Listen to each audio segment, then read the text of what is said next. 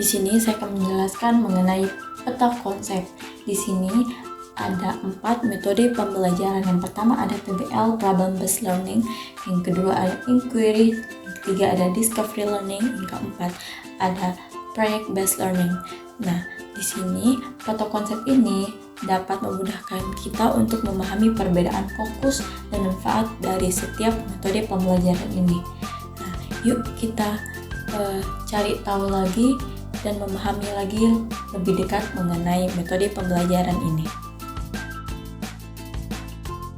Baik teman-teman, di sini saya akan membahas yang pertama yaitu problem based learning, di mana di sini PBL adalah atau problem based learning adalah pembelajaran di mana siswa itu diajarkan untuk menyelesaikan masalah secara nyata. Nah, di sini PBL tuh mereka fokus pada pemecahan masalah secara nyata dan juga menganalisis dan berpikir kritis siswa.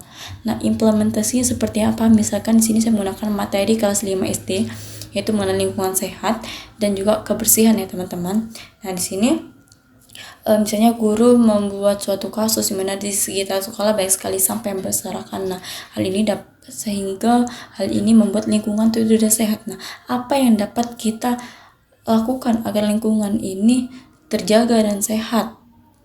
Nah, di sini di PBL ini problem based learning sini siswa itu mereka mulai menyelesaikan masalah dengan nyata, dan juga di sini mereka akan berpikir kritis dan bagaimana sih solusi agar lingkungan ini terjaga dan lingkungan ini bersih ya teman-teman. Nah, di sini siswa itu akan berpikir kritis dan mencari solusi, seperti mungkin mereka akan membuat jadwal piket kebersihan kelas dan juga mereka memisahkan sampah dan mulai disiplin akan sampah.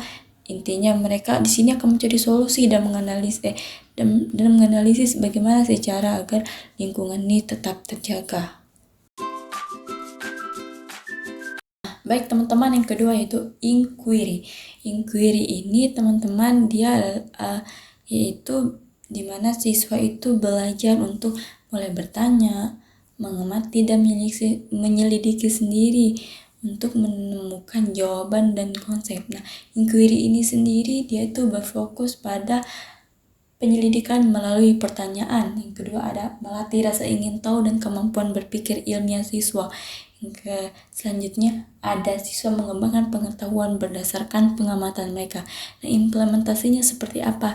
Nah, di sini saya masih menggunakan materi kelas 5 tadi yaitu mengenai lingkungan sehat dan kebersihan. Nah, di sini dimana guru itu memandu siswa untuk melakukan pengamatan, seperti mereka mulai mengenal jenis-jenis sampah seperti sampah anorganik atau sampah anorganik teman-teman.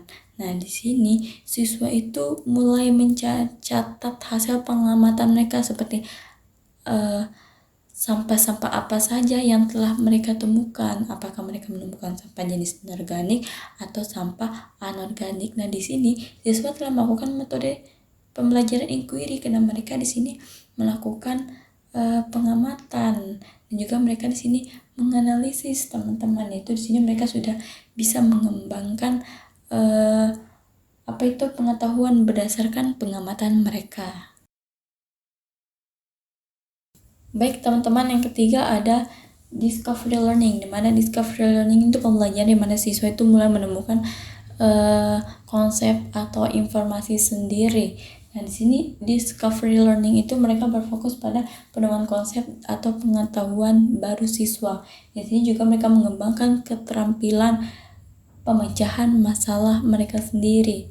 Nah, di sini juga siswa aktif menemukan solusi tanpa bantuan secara langsung. Nah, implementasinya seperti apa teman-teman? Misalkan saya masih menggunakan materi kelas 5 tadi yaitu mengenai lingkungan sehat dan kebersihan. Nah, di sini misalkan siswa melakukan percobaan sederhana, misalnya mereka mengamati jenis-jenis sampah organik dan anorganik. Nah, kira-kira mana sih dari jenis-jenis sampah ini sampah yang bisa hancur dan sampah yang tidak bisa hancur teman-teman. Nah, lalu mereka di sini akan mengamati dan menyelesaikan masalah itu dan mencari solusinya sendiri teman-teman. Dan di sini lalu mereka akan menyimpulkan bahwa pentingnya daur ulang dari beberapa jenis-jenis sampah tadi teman-teman, seperti itu.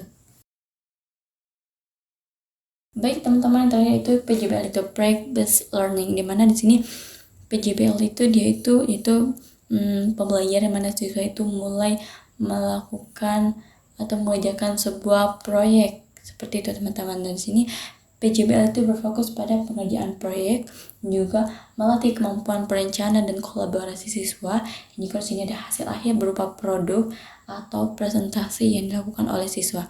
Nah, di sini tuh misalkan implementasinya saya masih menggunakan pembelajaran lingkungan sehat dan kebersihan, yaitu materi kelas 5 SD, di mana di sini tuh guru tuh memberikan tugas kepada siswa, misalnya seperti membuat kerajinan dari barang bekas, ataupun mereka membuat proyek edukasi tentang menjaga lingkungan kebersihan kelas seperti itu misalnya.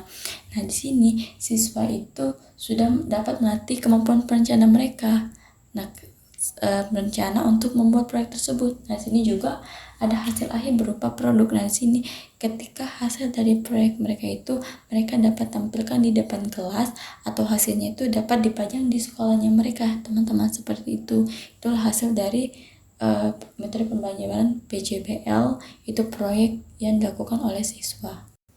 Baik teman-teman, itu dia peta konsep dari 4 metode pembelajaran tadi. Sepertinya teman-teman sudah paham sekarang akan 4 metode tersebut. Di sini saya akan menjelaskan inti-intinya saja, bahwa PBL itu dia itu lebih fokus pada penyelesaian siswa mulai mempelajari cara penyelesaian masalah secara nyata. Dan jika di inquiry, mereka siswa itu bakal fokus bertanya, mengamati, dan menyelidiki sendiri dari pengamatan mereka. Dan selanjutnya yaitu ada discovery learning, di situ siswa mulai menemukan konsep dan pengalaman baru mereka. Dan terakhir ada PJBL, yaitu siswa mulai mempelajari tentang tentang membuat atau pengamatan proyek. Seperti itu ya teman-teman.